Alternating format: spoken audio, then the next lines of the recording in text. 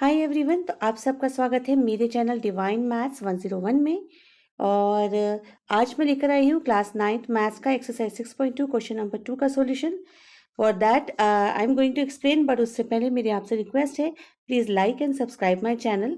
और आपको बाकी जो क्वेश्चन है एक्सरसाइज 6.1 के, वो इसी में मेरे चैनल पे ब्राउज करेंगे तो बहुत ईजी ट्रिक और मैथड से मैंने समझाया है वो मिल जाएंगे।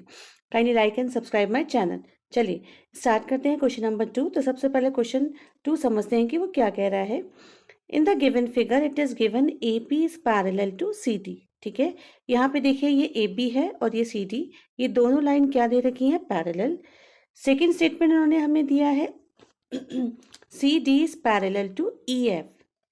सी डी देखिए ये लाइन है और ये किसके पैरेलल है, ई एफ के। ठीक है, तो दो लाइन पैरेलल दे रखी हैं और वाइस वर्सा, यानी अगर ए बी सी डी के पैरेलल है और सी डी ई एफ के पैरेलल है तो we can directly assume that A B is also parallel to E F. क्यों? क्योंकि lines parallel to the same line are parallel to each other. ये हमारी एक थ्योरम है कि वो लाइन जो एक लाइन के पैरेलल है तो वो सेम लाइन के पैरेलल है, तो वो लाइन थर्ड लाइन के भी, अगर ये वाली लाइन इसके पैरेलल है तो ए बी भी ई एफ के पैरेलल हो जाएगी। ठीक है, इसी स्टेटमेंट को मैंने यहाँ पर लिखा हुआ है जो हमें समझना चाहिए। देखिए ए बी दे रखी है सी डी के पैरेलल और सी डी दे रखी है ई एफ के पैरेलल।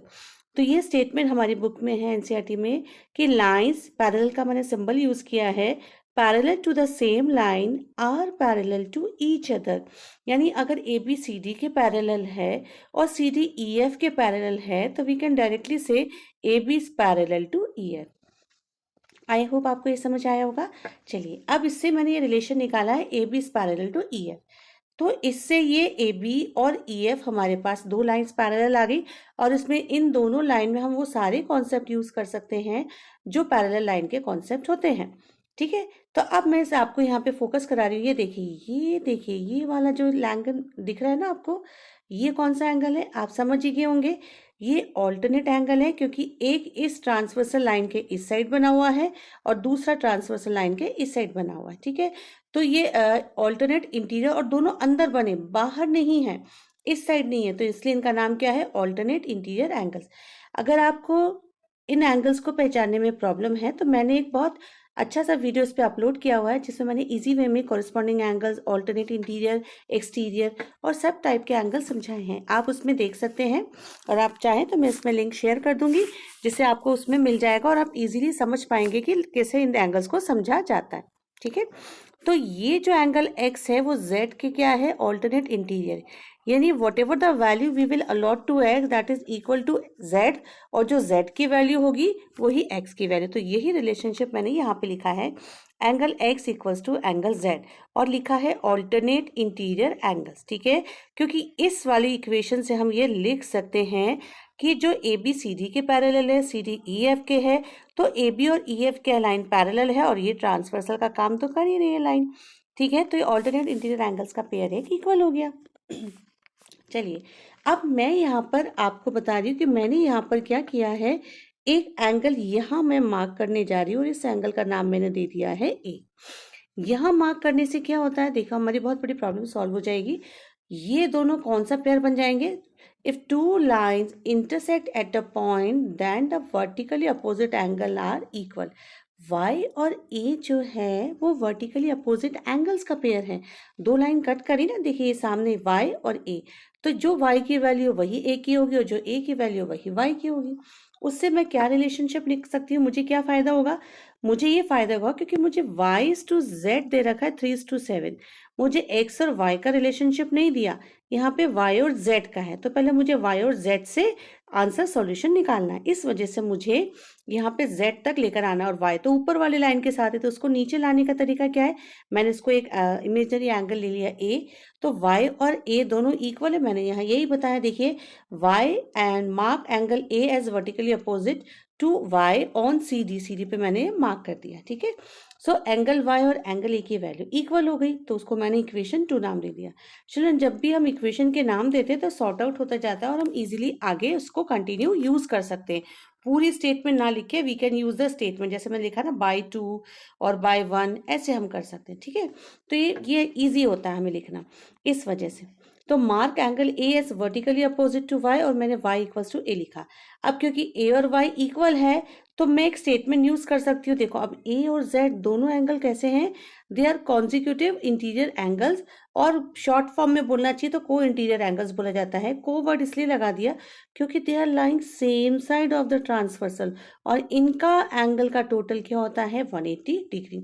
अगर आप लोग भूल रहे हैं तो मैं आपको याद दिला देती हूँ, ये भी मैंने अपने इस पे अपलोड किया हुआ है। जिन्हें इसको समझने में प्रॉब्लम आती है, ये देखिए अंदर है ना, अंदर की साइड जो एंगल बनते हैं उनका टोटल कितने डिग्री हो जाता है 180 डिग्री। तो एंगल वाई और एंगल जेड, ये एंगल और इस एंगल का टोटल कितने डिग्री हो जाएगा 180 डिग्री।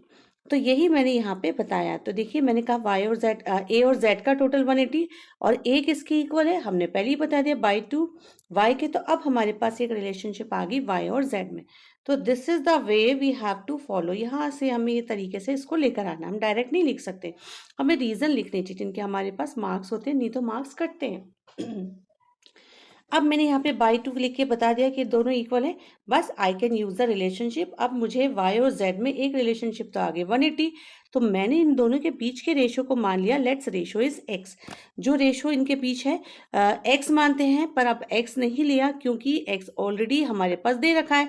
तो मैंने फिर उस रेशो को क्या मान लिया है, मैंने उसे मान लिया है B. Let its B and use it above, इसके अंदर हम यूज कर रहे हैं ना।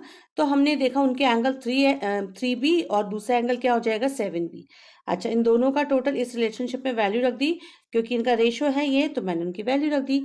y की जगह रखा 3b, z की जगह रखा 7b, क्योंकि y और z का रिलेशन तो फर्स्ट वैल्यू y की होगी, सेकेंड वैल्यू z की होगी।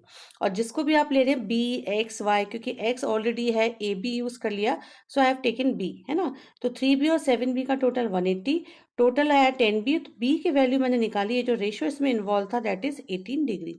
अब इससे मैं इजीली 3b की वैल्यू निकाल सकती हूँ जो कि y की वैल्यू होगी, तो 3 इंटू 18 इक्वल्स टू 54। और ऐसे सिमिलरली z की वैल्यू कितनी हो जाएगी 7 इंटू 18 इक्वल्स टू 126। ये मैंने निकाली z की वैल्यू, ये रही z की वैल्यू। और z किसके इक्वल है, ऑल्टरनेट एंगल है x का, और x की वैल्यू कितनी है वही जो z की है। तो ये आ गया x equals to angle z 126 degree. और देखो मैंने शॉर्ट फॉर्म में लिखा ना बाय 1, इस वाली इक्वेशन को हमने 1 नाम दिया था। जो z की वैल्यू है वही x की वैल्यू, इसीलिए जो x की वैल्यू हमने यहाँ पे क्या मान ली 126 डिग्री। आई होप आपको ये क्वेश्चन समझ में आया होगा। इजी वे में मैं समझाने की कोशिश की है। और अगर आपको और भी कोई दिक्कत है, कोई क्वेश्चन है, you can comment and please like and subscribe my channel. And और इससे रिलेटेड जो क्वेश्चंस आप देखना चाहते हैं वो भी मुझे कमेंट करके बताइए, मैं वेरी श्योर मैं अपलोड करूँगी। Till then bye bye.